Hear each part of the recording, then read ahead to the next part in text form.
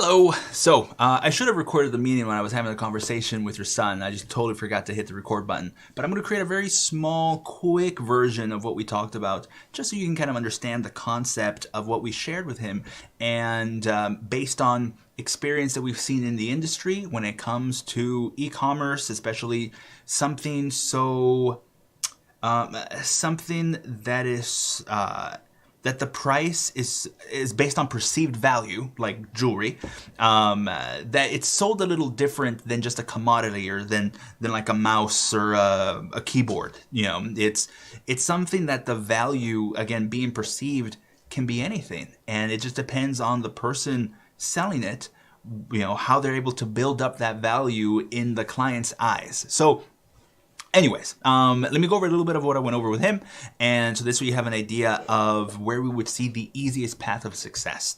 The reason we go this route, or well, the route where we want to go, is to contact influencers. Reach out to people on social media that have an engaged audience. We're not talking about people who just have a ton of people that they follow or they follow them, but people who actually, when they post, they get 90 responses back, 80 responses back, and people are interacting and listening to them and paying attention to what they're doing. And the reason for that is it's an easier way for something like jewelry, and especially handmade jewelry, something custom, something with a backstory, something that's personal to people, for them to share it word of mouth to their audience, and then have that audience want to buy from that influencer that particular piece or that particular line or something from that site. And so this is something that happens now in e-commerce everywhere. I mean, everyone. Restaurants do it. They'll have somebody, again, who has, let's say, 1,000 followers, and they'll send them a little message and invite them to free dinner. Hey, come down, have free dinner. We just want you to try us out. Well, them being an influencer, an online, let's say, social celebrity, right? Mini celebrity, but an online social celebrity, they'll go and they'll, of course, when they have dinner, they're going to take a picture of the dinner and make a comment on the dinner, and the restaurant owner knows this. And so for them, I mean, what do they have to do? They just give out a free dinner, and that's it, which for them is pennies on the dollar. But now they got exposure to 1,000+ people, and not just any exposure, but word of mouth referral exposure, right? So just to give you a concept of how powerful that is, when you, let's say you have a need for a mechanic, right? What do you trust more? Going online and seeing reviews and looking up at, 10 different options? Or when your good friend or someone that you trust says, hey, I have a mechanic, they're amazing, would you like them to give me that number? Like, most of us would go with the referral from our friend or for someone that we know, someone that we look up to, someone that we trust. So that's the same concept on influencer marketing. Now, to have this work, there's some changes that have to be done, one to the site and two to the pricing. And the reason for that, and like I told your son, whoever created the site, great work. It's very effective, efficient, meaning everything's there listed. We see what it is. Everything has a price. It's very easy to read. But the site doesn't yell high end. It doesn't. Oh, I got a little ahead of myself. Before talking about high end, a lot of times as an artist, you only think your product is worth so much. For a couple of reasons. One, because you actually enjoy what you're doing. Two, because you know how much the materials actually cost, right? And three, because you yourself wouldn't pay more than what you priced it for.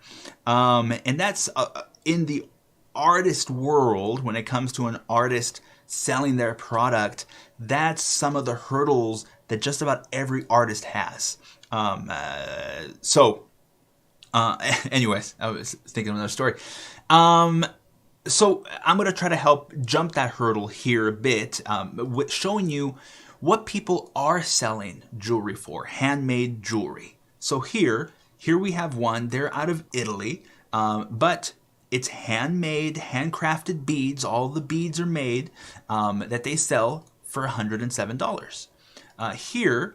This here is, again, just handmade jewelry they take a little more intricate design, but she's selling this for 170, 235, 120. And this isn't, so when doing this research, I saw a lot of people selling like sea glass, like authentic sea glass or Roman glass, and that's something you can't replicate authentically, right? So a lot of people were selling that for high prices, but it's because of the perceived value of there's a limited quantity of this, or it takes so long to make, right? Sea glass could take up to 200 years, to create a piece of sea glass. And so, okay, that has value because, man, 200 years, wow. Or, Roman glass, 2,000-year-old glass you can have as jewelry. Oh, wow, perceived value, right? So here, she doesn't have any of that, like, built-in perceived value. People just like her designs and pay her for them. You can see here, this isn't the number of reviews. This is the number of reviews, not the number of purchases. You know what? I thought at one point you can see the number of purchases on Etsy. Maybe I'm not looking at the right place anymore. But anyways, about 3 to 5% of people will review your product. So out of 10, you can. Man, I just went dumb on math. Out of 100, you can expect 3 to 5 people to review your product. So that's just to kind of give you a guide. If she has 183 reviews, you can imagine how many people have purchased her product at a very high premium. Here's another one of her pieces. This is another person selling for $105. This looked more remnant of what you guys build. Here, this was a concept, a separate concept altogether, but it looks like it's selling amazingly. Is people will send, when they cremate a dog or a cat, or I didn't research too much, maybe anything, they will send a small vial of that to this person, who will then put those ashes in glass.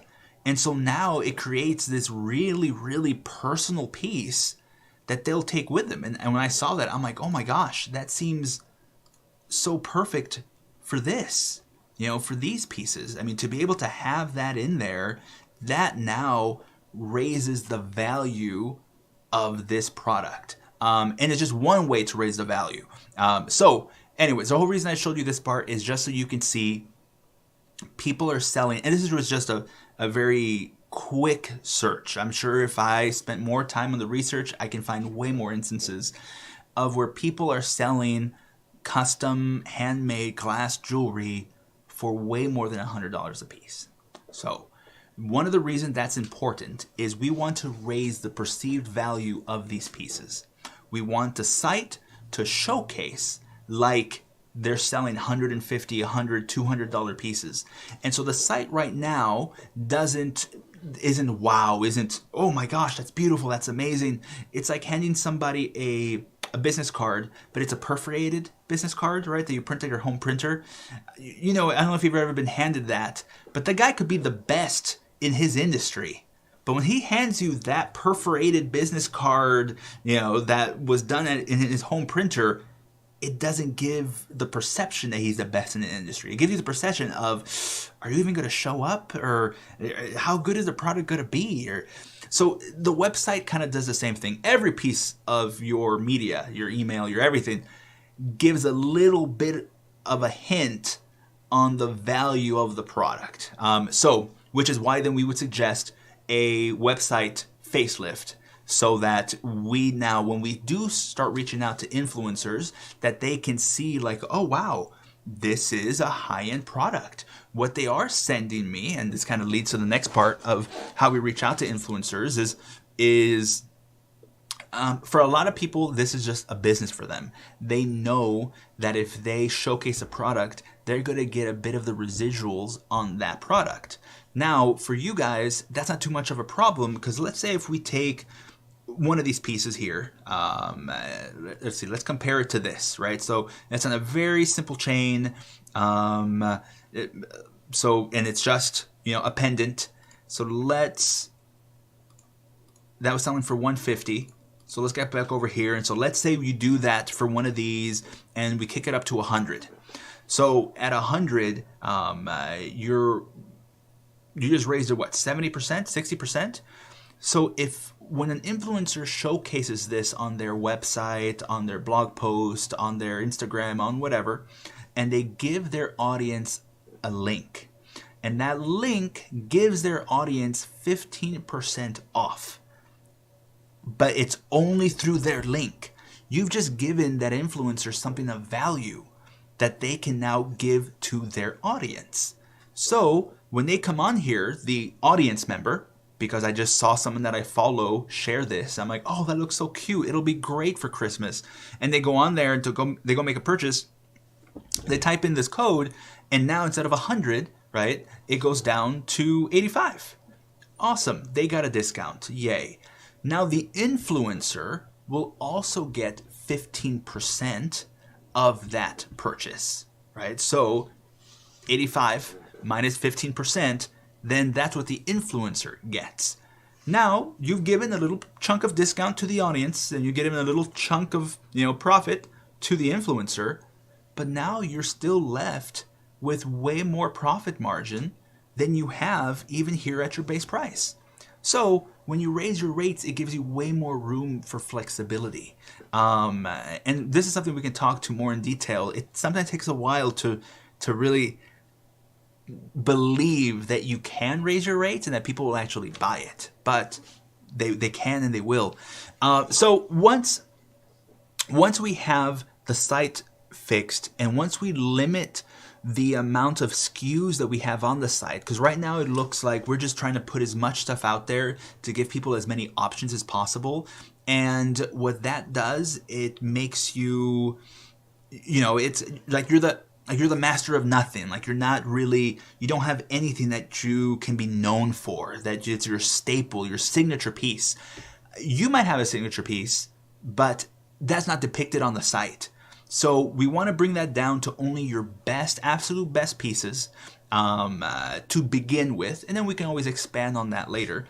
And yeah, and I mean that's pretty much the core of it. We fix the branding, we make it look like you are a $150, $200 a piece jewelry company, and then we send and reach out to influencers for them to promote that jewelry, and that the trade for them is a percentage of the sales plus the piece of jewelry, or some have different fees, some have different things. This is stuff that we'll talk about in different discussions to see what's worth going after and what isn't.